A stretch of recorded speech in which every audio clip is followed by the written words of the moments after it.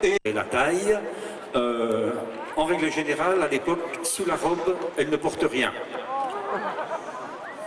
Disait à l'époque. C'est tout, hein. Bon. Ces robes merveilleuses, Joséphine en avait 600. C'est tout. Oui, bah oui, il faut ce qu'il faut, mesdames. Hein.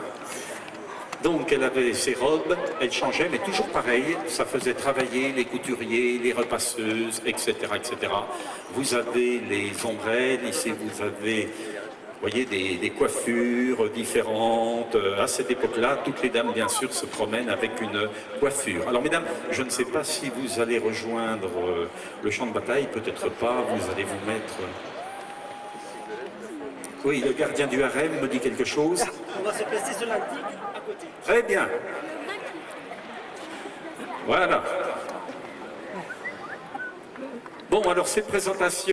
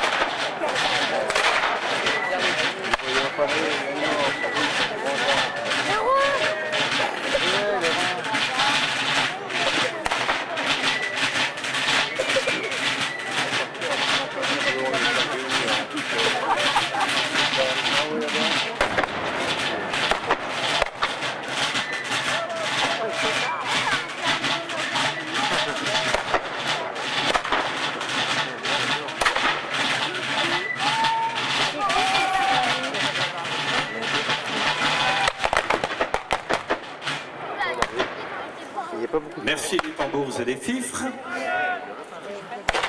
Il y a eu, entre 1804 et 1814, pour arrondir, 2 200 000 soldats qui ont été appelés.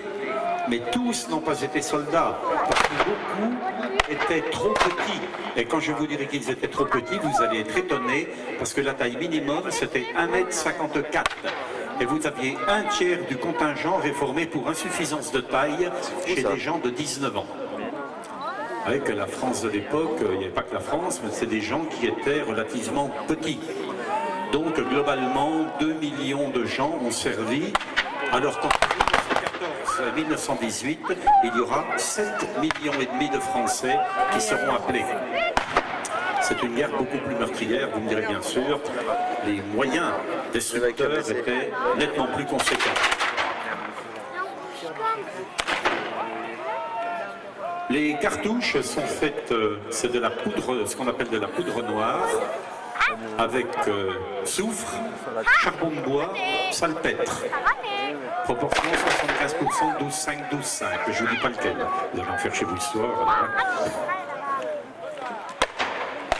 Et le soldat, dans sa giberne, a à peu près une trentaine de cartouches, ce qui correspond à peu près à ce qu'il va tirer dans une bataille. Au bout de 10 à 15 coups, le canon est tout encrassé, il est sale. Donc, que faire? Et il est très chaud. Donc, certains soldats, eh bien, urinent dans le canon pour le refroidir. Ah, d'accord. Ah oui, mais un petit peu à quoi ça pouvait ressembler, hein.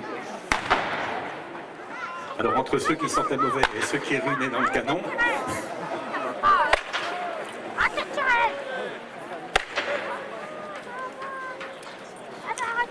Alors, le chargement du fusil, c'est quelque chose d'assez long.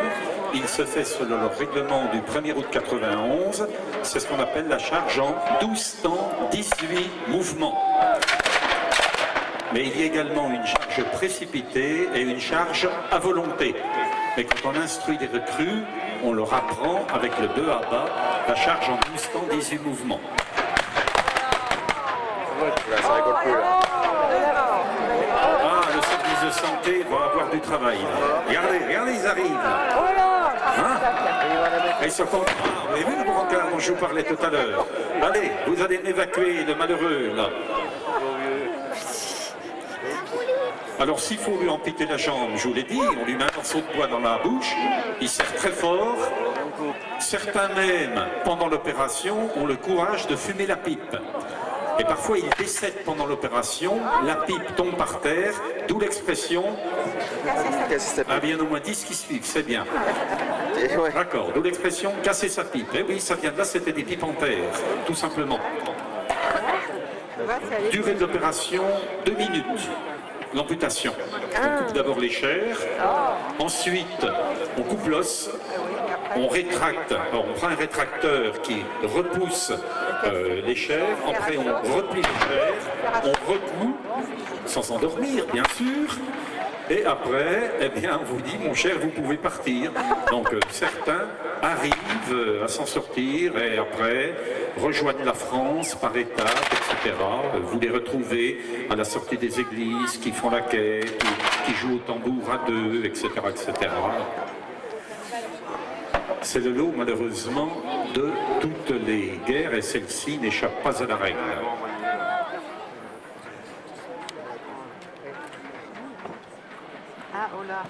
Alors je vous ai parlé des femmes tout à l'heure. Il y avait en fait 4 catégories de femmes.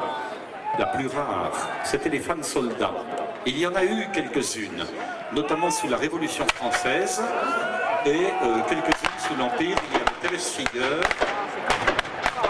qui a servi dans les régiments de dragons, qui a été faite prisonnier au Portugal, et ensuite...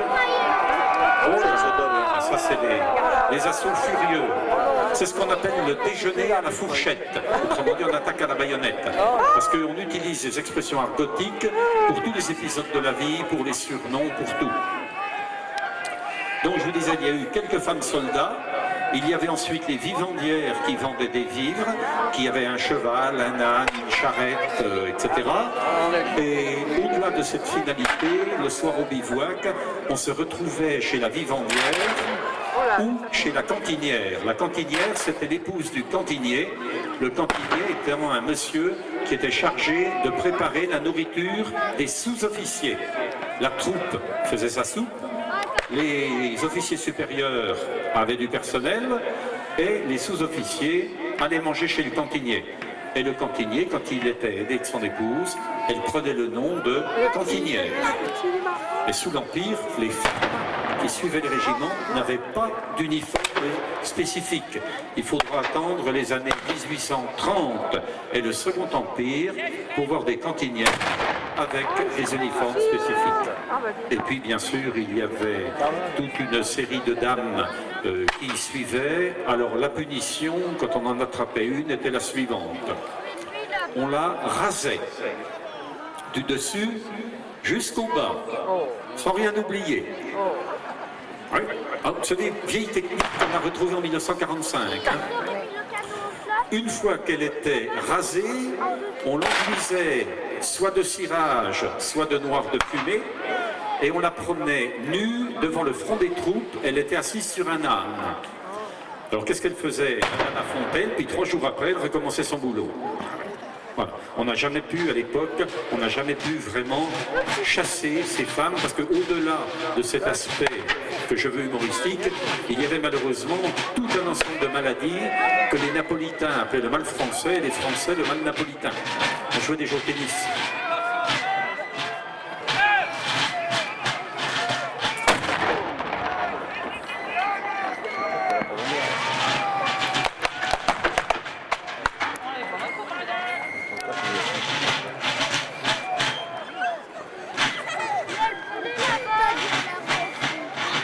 Alors vous voyez, lorsque Napoléon est sur le champ de bataille, il y a bien sûr tout un ensemble d'officiers qui autour de lui, avec des généraux qui sont des généraux disponibles. S'il y a un général de tué, on en envoie un pour remplacer. Il y a eu sous l'Empire 2700 généraux, enfin sous la Révolution et l'Empire, dont 271 ont été tués sur le champ de bataille, 10%. Vous voyez que c'est un pourcentage énorme par rapport aux armées russes, autrichiennes, etc., Mais par contre, le nombre des soldats tués dans l'armée française était moindre que chez les Alliés. Ce qui veut dire que les généraux payaient davantage de leur personne.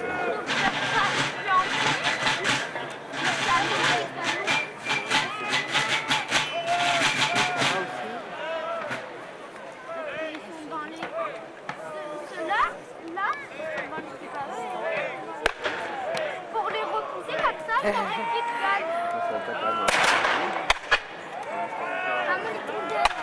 Les gros problèmes dans l'armée napoléonienne, il y en a 4. Il y a le service de santé, je vous en ai parlé. Il y a le problème de la solde. Parce que naturellement, les soldats ne sont jamais payés régulièrement. Mais en France, on a des idées. Donc la solde, elle est payée plusieurs jours après les grandes batailles. Eh oui, ça permet de faire quelques économies substantielles. Autre problème, les chaussures. Les chaussures, elles sont spécifiques. Pas de pied gauche, pas de pied droit. Vous mettez les chaussures et pour faire le pied, vous mettez de l'huile et du jaune d'œuf. Vous ne faites pas de mayonnaise, hein? Mais vous allez mettre ça et en marchant, votre pied va façonner la chaussure. Donc pas de pied gauche, pas de pied droit. 3 tailles, petit, moyen, grand, 25, 27, 29 cm. Vous calez du journal si ça ne va pas. Et puis ensuite, eh bien, vous partez faire des kilomètres. Avec ça, une paire de chaussures égale environ 1000 km. Donc quand on va en Russie depuis la France et qu'on revient, 5 paires de chaussures. C'est un problème parce qu'il faut avoir de lourds caissons, de lourds fourgons qui font suivre toute cette intendance. Et c'est excessivement lourd. L'autre problème, c'est la nourriture. Parce que pour nourrir des gens comme ça, pour nourrir des estomacs 2 fois par jour, quand vous avez 100 000 ou 200 000 hommes, eh bien il faut avoir une intendance qui suit. Or par définition, l'intendance ne peut pas précéder les troupes, sinon elle serait faite prisonnière. Donc comment faire? Eh bien le soldat ne vole jamais. Il trouve. C'est complètement différent. Hein? Et en règle générale, on ouvre les serrures à coups de crosse de fusil. Ça va plus vite. Bon, parfois, dans certains pays, on peut trouver de la nourriture facilement, mais dans d'autres cas, c'est très très difficile. Et le soldat mange 2 fois par jour. Le matin, la soupe, qui ressemble à une potée, un pot-au-feu. Et le soir, des pommes de terre avec des oignons, du pain. Et du pain qui est cuit 2 fois, très dur. Et comme il est cuit 2 fois, on lui a donné un nom, c'est le biscuit. Tout simplement. Ah oui, et les Français là sont en train de prendre l'ascendant sur les Autrichiens.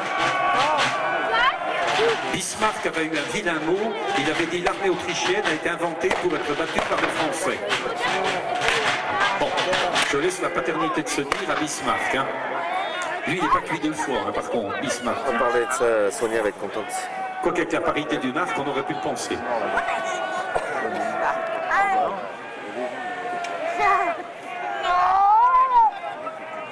Donc, problème énorme pour la nourriture, pour le service de santé, pour la solde et pour les chaussures.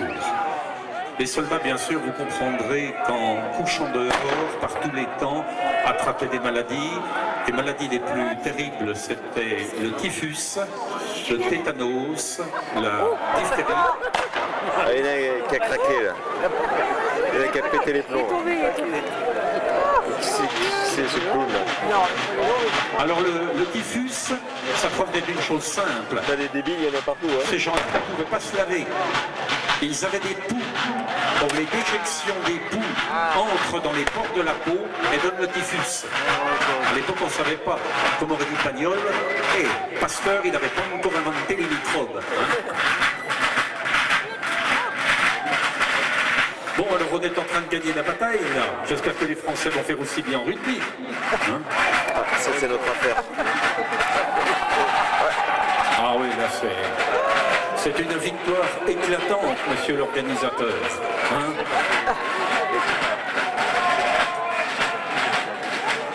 C'est bien fait, Alors, puisque l'on parle de bataille, je vais vous donner une anecdote, mais qui remonte beaucoup plus tôt. à l'époque médiévale et qu'on utilise encore parfois lorsque l'on est en voiture, que l'on est en colère vis-à-vis d'un quelqu'un qui vous a fait un vilain geste. Vous lui faites un signe désagréable. Ça vient de quoi? Eh bien, tout simplement, au Moyen-Âge, quand les archers tiraient, ils utilisaient 2 doigts.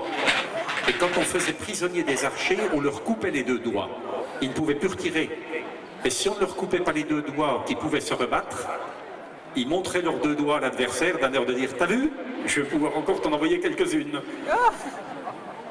Naturellement, aujourd'hui, c'est plus à coup de flèche que ça se passe. Mais la finalité, c'est toujours un petit peu de se moquer de celui qui est en face.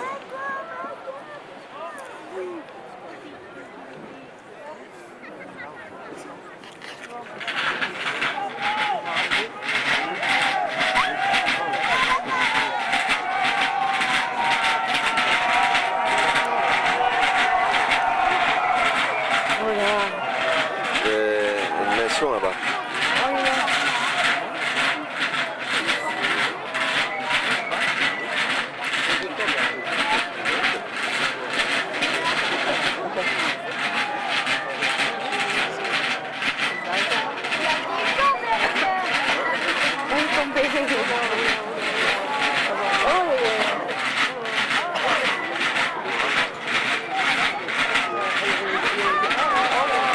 Bon, ben, messieurs, dames, l'empereur vient de remporter une victoire éclatante, comme d'habitude. Vive l'empereur! Oui, comme il dit, il n'était pas revenu pour perdre. Alors, ce monsieur, Ah ouais, qui fait il l'empereur. déchiré, ouais. Oui, mais bon, dans la vie professionnelle, il n'est pas empereur. Il est avocat. Et attendez, c'est le numéro 1 en France pour tout ce qui concerne les retraits de points du permis de conduire. Si, c'est vrai. Ah, ben, non, mais hein, il faut le dire, il n'ose pas faire sa pub, alors je lui fais, quoi. Non, mais puis en plus, c'est un ami charmant, alors bon. Puis tous les gens qui font de la Constitution, c'est une grande famille. Eh bien, écoutez, messieurs, dames, vous avez été très gentils, vous avez écouté, on espère que ça vous a fait plaisir. Les troupes vont ressortir, et puis, ma foi, vous pouvez leur poser des questions, aller les voir, vous pouvez vous engager, vous pouvez vous faire des uniformes, et puis, surtout, revenez demain, parce que demain, c'est la cérémonie du débarquement. Bonne fin de journée. Merci à Pierre, merci à Roger, merci à tout le monde.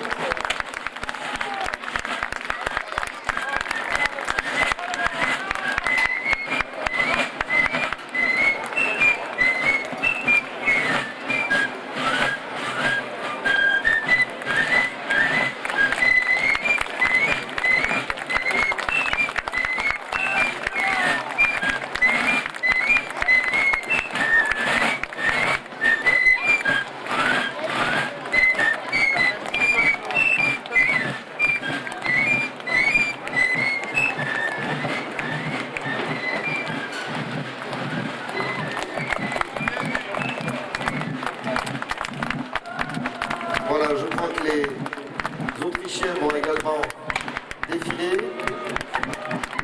Voilà, c'est une petite mettre en place.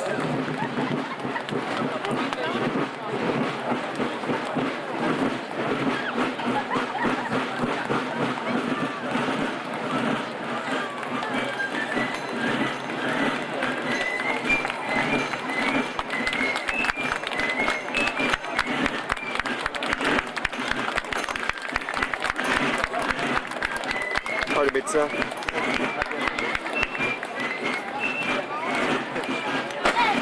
Numéro 1, siège blanc, rangée 6.